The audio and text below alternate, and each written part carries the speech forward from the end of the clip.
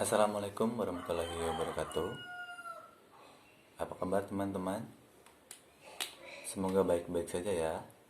Eh, Bertemu lagi bersama saya Agung Syarif Nur Hidayat dalam mata pelajaran Desain Media Interaktif. Untuk pertemuan kali ini kita akan lebih membahas tentang definisi dan tools multimedia. Langsung ke pembahasan saja ya. Secara etimologi, multimedia berasal dari bahasa Latin, yaitu multi dan medium.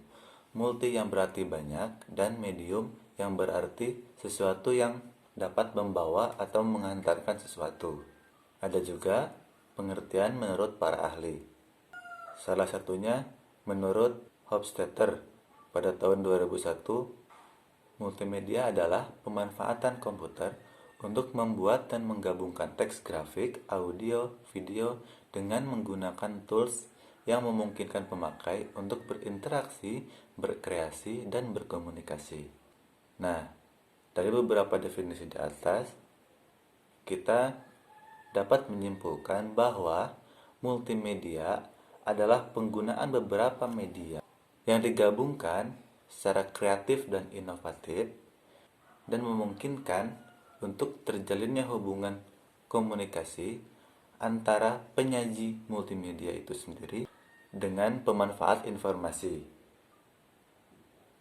Multimedia dapat dibagi menjadi dua, yaitu multimedia content production adalah penggunaan atau pemrosesan beberapa multimedia teks, audio, grafik, animation, video yang berbeda untuk menyampaikan informasi atau menghasilkan produk multimedia seperti musik, video, film, game dengan cara yang baru untuk tujuan komunikasi. Lalu untuk multimedia communication adalah menggunakan media massa seperti televisi, radio, media cetak, internet untuk mempublikasikan atau menyiarkan material informasi kepada pemanfaat informasi yang termasuk dalam komponen multimedia yaitu teks, grafik, audio, video, animasi. Untuk penerapannya, multimedia sebenarnya dapat digunakan dalam berbagai bidang di dalam kehidupan manusia. Kita ambil contoh 3 bidang. Yang pertama, di bidang pendidikan. Pada bidang pendidikan ini, pengaplikasian multimedia interaktif bisa mengubah proses belajar mengajar dari konvensional menjadi lebih menarik dan interaktif, sehingga proses belajar mengajar tidak terlalu monoton seperti selama ini dilakukan di sekolah-sekolah pada umumnya. Kemudian dalam ranah bisnis. Dalam ranah bisnis, multimedia dapat digunakan untuk memperkenalkan perusahaan atau menarik konsumen atau investor untuk menanam modal. Selanjutnya, pada dunia hiburan, multimedia interaktif bisa berupa video game seperti Nintendo, PlayStation, Sega, dan lain-lain. Selanjutnya kita masuk ke perangkat multimedia. Dalam perangkat multimedia sendiri terbagi menjadi dua, yaitu perangkat keras dan perangkat lunak. Teman-teman sendiri udah pada tahu kan perangkat keras itu apa?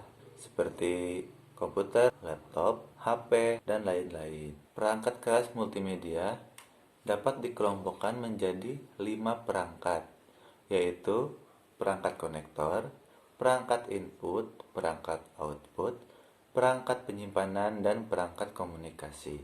Contoh untuk perangkat konektor itu seperti HDMI, VGA, dan lain-lain. Nah, kalau untuk perangkat input itu seperti keyboard, mouse, perekam audio, dan masih banyak yang lainnya.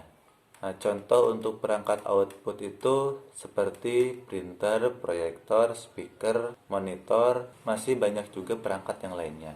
Kemudian, untuk perangkat penyimpanan seperti RAM, ROM, hard disk, atau CD.